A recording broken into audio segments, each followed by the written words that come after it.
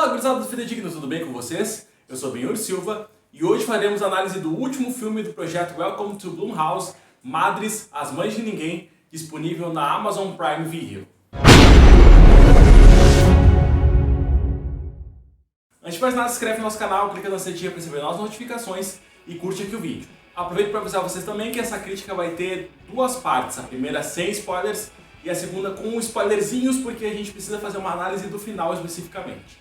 Diana e Beto estão prestes a ter um filho e ele acaba de receber uma promoção muito interessante para morar no interior da Califórnia. Entretanto, chegando lá, coisas estranhas começam a acontecer e a taxa de natalidade também está muito esquisita naquele lugar. O que será que pode acontecer com eles? Madres responde isso e muito mais. Dirigido por Ryan Zaragoza, Madres, As Mães de Ninguém, dos 4 filmes é o único que é baseado em fatos reais e que também tem uma história um pouquinho diferente dos demais. Por se passar nos anos 70, o filme não precisa de diversas justificativas para fazer com que os personagens ajam de formas, no mínimo, ingênuas, mas os 2 primeiros atos são bem enfadonhos. Por mais que o filme tenha ali fatos reais, ele tem uma estrutura fantasmagórica e traz muito de terror sobrenatural.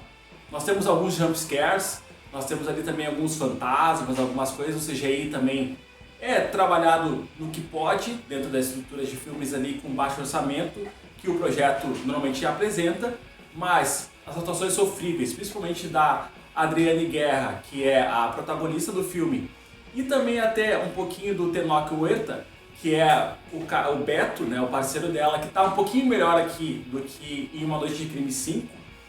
Os dois ali não têm uma química tão interessante como casal, muito mais por culpa dela do que dele. E o restante do elenco também não é muito talentoso. Então eles não conseguem segurar por tanto tempo um texto que demora demais para andar. Para ter uma ideia, o primeiro ato ele vai explicando um pouco como funciona a trama, como os personagens estão se ambientando naquele lugar, como aquela comunidade funciona. E também tem uma questão muito importante que é a da língua e da cultura. O Beto, por ser mexicano, quer e cobra muito que a Diana tenha também esse amor por essa cultura, mas ela, como uma mulher branca, se sente bastante deslocada, invertendo a lógica, né, que já mostra que o Beto sempre sofreu com isso do lado da Diana e que agora ela, inserida numa cultura que ele domina, faz uma inversão muito interessante. O problema é que isso, para a proposta do filme, acaba não sendo tão rico quanto deveria e faz com que o filme fuja muito do assunto. Aliás, se o filme só fosse contado a partir do terceiro ato e fosse desenvolvendo uma história a partir daquilo, ele funcionaria e muito bem, já que o terceiro ato sim ajuda muito com que o filme todo faça sentido e que também dá uma boa ajudada na nota. Os 2 primeiros atos são arrastados, são difíceis de compreender, nada acontece na história, então a gente fica esperando.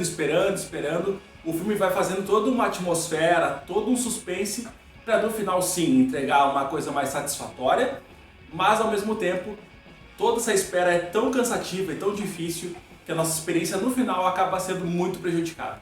Dessa forma, então, a gente bota na conta da direção, que não soube trabalhar muito bem o roteiro, e também um pouquinho nos atores ali, justamente por ter falado antes, que eles não conseguem segurar a história por tanto tempo. Por conta disso, o filme recebe aí a nota mais baixa dos 4 filmes do projeto, eu dou nota 2.7. Acho que o filme poderia ter sido trabalhado de forma melhor, com uma estrutura linear daqui a pouco um pouquinho diferente, pegando algumas coisas do final, inserindo no meio, fazendo ali uma mudança, já que o final foi bem impactante e importante. Nesse momento agora nós vamos fazer a divisão da crítica, então aqui a gente vai falar um pouquinho da parte com spoilers, porque nessa parte nós tivemos alguns valores bem interessantes para o filme. Falando agora então da parte com spoilers, o filme ele tem uma estrutura muito interessante no seu terceiro ato. O grande plot do filme justamente é mostrar que supremacistas brancos querem esterilizar mulheres mexicanas. A parte que é baseada em fatos reais justamente é essa, e o filme perde muito tempo com essa trama sobrenatural e que é extremamente enfadonha. O terceiro ato é muito mais dinâmico, muito mais rápido e fala de assuntos muito pesados como xenofobia, racismo e principalmente a omissão da justiça. A gente tem alguns relatos no final do filme mostrando que várias mulheres mexicanas sofreram esterilização e também perderam os processos. Ficaram anos e anos e anos tentando e foram mais de 60 mil relatos.